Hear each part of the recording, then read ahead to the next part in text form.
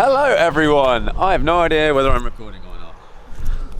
Hello everyone, I'm here on part of the North Coast 500, which is up in the north of Scotland, or sort of around the north, funny enough, coast of Scotland in the UK. And I'm here in my old 911. Since I last did a video, it's had a little bit of a change. It's pretty much the same, except it's now back to 2 exhaust pipes. Before it had 3, which was this weird adjust the volume type thing, but it wasn't running so well. So we're back to 2, retuned it, and it's going amazingly. I'm having the most fun driving these roads. Now, normally, you're like, okay, I need a supercar and I need the south of France. This is just completely disproving that theory. This car, for me, I actually wouldn't want to be driving anything else right now on these roads.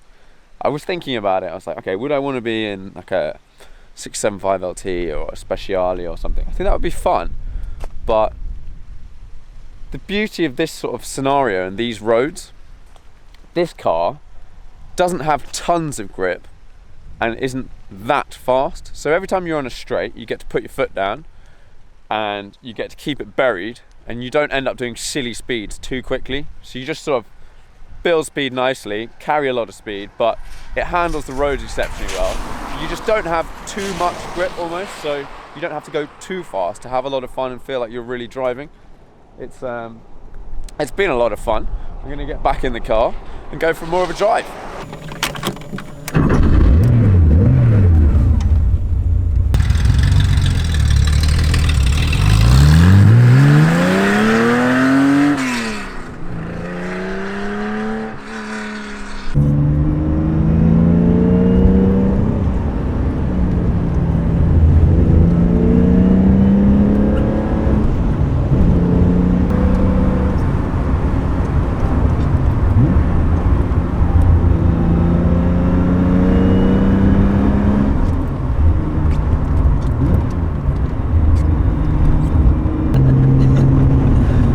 Now, I know everyone bangs on about old 911s and, you know, blah, blah, blah, old 911s are so great. I'm sorry, but they are bloody awesome. It is that fine balance of this one anyway.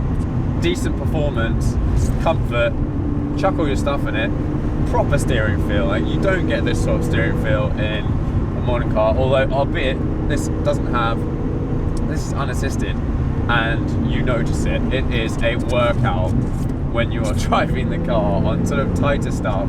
You really gotta use some oomph to get the car to do what you want. But because of all those things and like changing gear yourself, the gear shift is pretty rudimentary in this car. It's like some sort of van. It's like really long, but the pedals are nice. They're hinged differently to normal pedals. If you've never been in an old Porsche, they're kind of almost the wrong way around.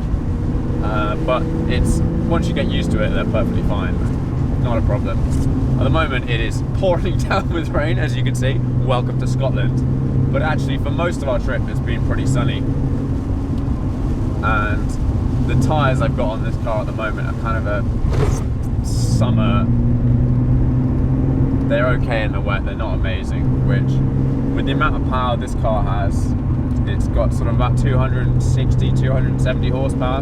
In the dry, that's not really enough to break traction unless you're just like pulling out of a junction, you give it full whack, then you can get the back end out. But otherwise, you've got to be really on the limit. You can't just break it.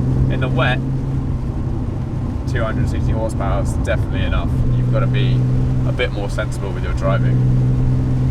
But lots of fun.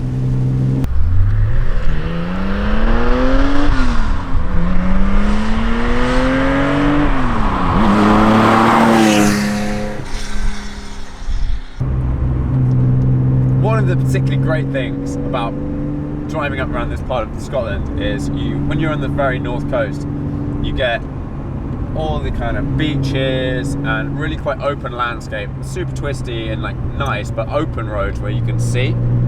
There's a lot of single track roads which have passing places every kind of 50 meters, and there it's fine because you can see for really quite a long distance, so you can sort of plan pulling in for someone else coming, that kind of stuff. And then as you get further west and further south, it changes again. You get more inland, and then you get these all these sort of like glens and lochs and valleys and all this kind of crazy stuff. And then this morning we had another section of really tight, windy, almost like mountain roads, really narrow, but the visibility was pretty shocking. So actually you end up driving really quite slowly, like 30 miles an hour or 20 miles an hour or something like that. But yet again, completely different, very interesting.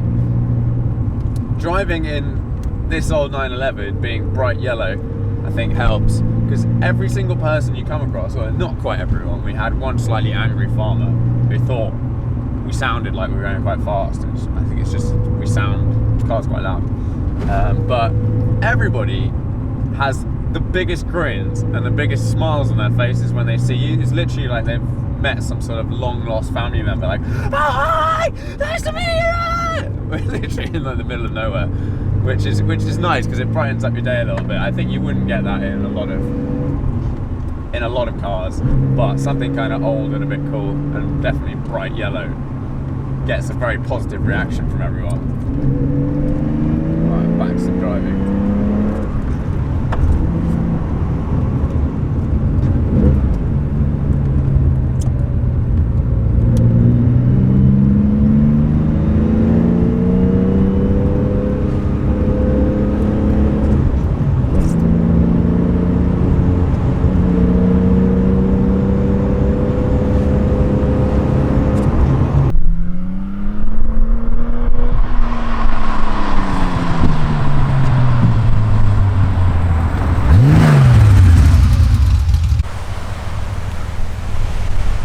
This right here is one of the reasons why you need to take a little bit more time when you're traveling somewhere. We just found this random little bridge over a river, kind of in the mountains, in the middle of nowhere, Scotland.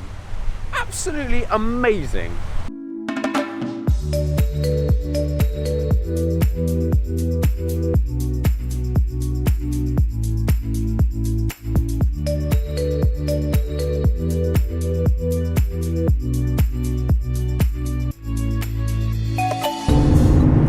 When we're driving along these lovely country roads, quite often we come across a couple of the locals just standing in the way.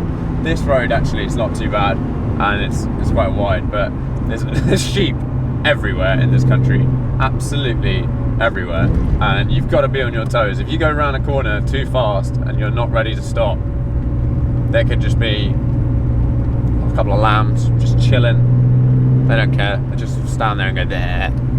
Bah, bah.